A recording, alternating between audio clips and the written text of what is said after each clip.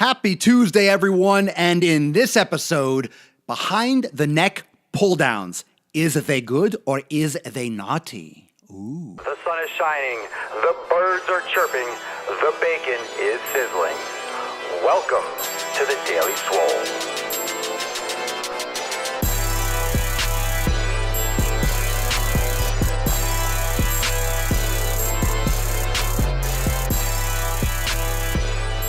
Welcome, everyone, to episode 550 of the Daily Mother Swole, the most muscular Swolecast, Beardcast, and broadcast in the realm, because when I flex, and I as Papa Swolio, when I flex, you flex, we all flex our biceps. And right now, a ton of people on Instagram, on Facebook, and on the YouTube just flexed like fucking bosses. So that is something to be proud of. Welcome to Tuesday, and welcome to episode 550. We're in the 50s. I really wanted to say when I started this episode, 550 of the Swole, 550 Swole, 550 fucking episodes. Oh, thank you so much for all the support. Thank you so much for joining me for every single one. How about this? If you've watched every single fucking episode, comment below right now. I got something special for you. If you've watched every single episode, I don't know how you're going to prove that, but comment below if you've watched every single episode. I want to talk to you. So thank you so much for all the support. Thanks for watching, and thanks for being a part of this fucking awesome-ish. And we got behind the neck pull downs today. However, we can't start this episode without the question of the day. And today's question is from Kelly. I'm not even going to try that last name, but here we go. She asks, after having a baby, I feel like I am doing everything right to lose weight, but the last 15 kilos, I don't know why I say it like that, 15 kilos are not coming off. What else can I do? Change my routine, take Duramine, up my training? Good question. Okay, you had a baby and you feel like you're doing everything right. Okay, you feel like you are. So feelings, you know how I feel about feelings. I don't feel anything. I think it's bullshit. I think it's just an emotion, blah, blah, blah. We need tactical stuff. So let's look at this. The last 15 kilos, so for anyone that doesn't know what a kilo is a measure of weight. And in the United States, we're stupid. We don't use kilos. We're the only ones, blah, blah, blah. 2.2 kilos per pound of weight. So, no, that's, fuck, what the hell am I, Papa Swolio, you completely guffed. It's 2.2 pounds per kilo. 1 kilo is 2.2 pounds. Sheesh. Thank you. I know a lot of you were like, no. Yeah, that's stupid. 2.2 pounds per kilo. Okay. So if you have 20 kilos, you have to multiply it out to get the weight. So 2.2 pounds per kilo. I'm glad we got through that. Now let's get to the question. Holy crap. Jesus. All right. What else can I do? Change my routine, up your training? You can. You can change your routine. It depends on how long. I really would like to know more detail. It's hard to answer this question, but let me give you some ideas of why this question needs kind of more detail.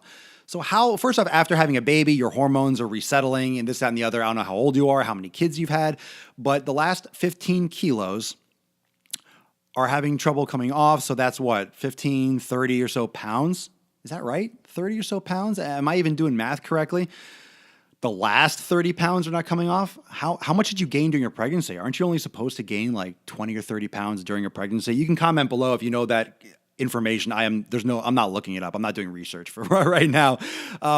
You can change up your routine. I would be more concerned with your nutrition. Really, a lot of weight loss has to do with macronutrient restriction, restricting your calories, and getting rid of inflammatory foods. So you could have some allergies or be eating some things that are not working with your body anymore. Remember, having a child is a major physiological event, and your body is not necessarily the same right after. So you might have allergies or issues with certain foods that you didn't have before. Now, I can't speak as an expert on that topic, on childbirth, because I don't give birth to anything but sick fucking gains, 600 plus muscles of absolute yolk. Oh, God. How much coffee?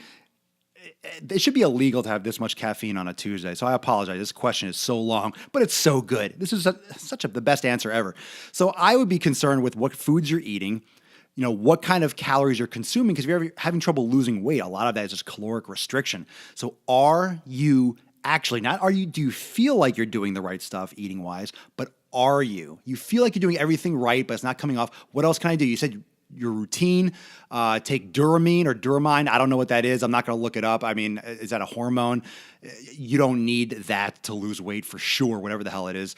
Up your training. So training more, changing your schedule. I want to know about your nutrition. So figure out your nutrition, eat less, and I'm not saying be anorexic, but restrict your calories and get rid of inflammatory foods. I've done episodes on the elimination diet.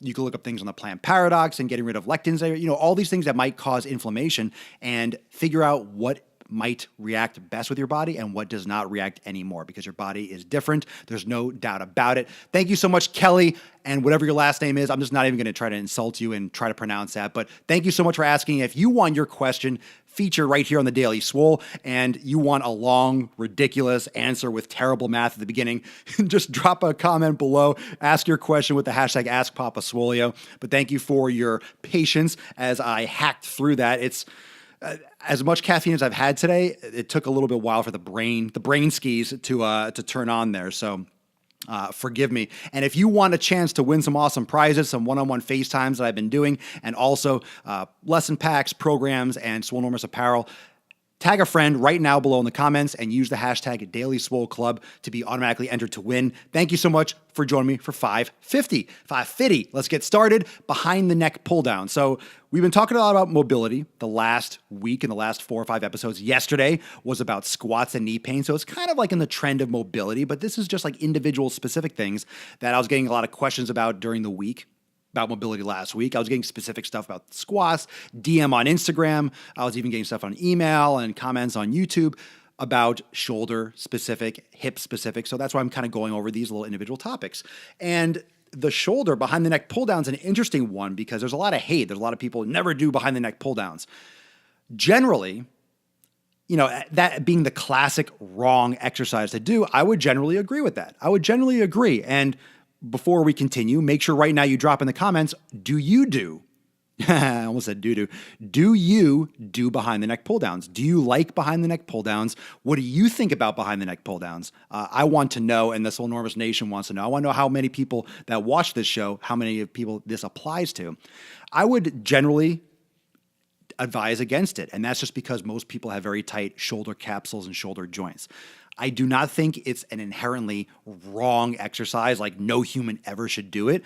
But as the shoulder joint and that shoulder, that the acromion and the formation of the joint forms when we're children, nowadays, especially now, and even throughout your life, as you sit down, you're always to the front, you're rounded forward, you're on a cell phone, you're playing video games, you're at a computer, you're driving, you're all protracted, you're internally rotated, and that really does fuse the bones and the structure and the soft tissue. Bone is a tissue, by the way. Bone is tissue, and it forms and it can change shape, and it forms, and some people have like a real, a hanging acromion that can cause impingement with the shoulder muscle. So some people naturally will have a tougher time doing external rotation, getting that kind of range of motion properly, and a lot of other people just have created that with their improper posture and, repetitive movement patterns and being hunched over and doing the things that we all do in society. I mean, look at me, I'm sitting here, I'm doing stuff to the front. No one does stuff behind their back, like, no one texts behind their back. No one plays video games behind their back unless you're in this fucking circus or you're trying to get views on Instagram or something like that.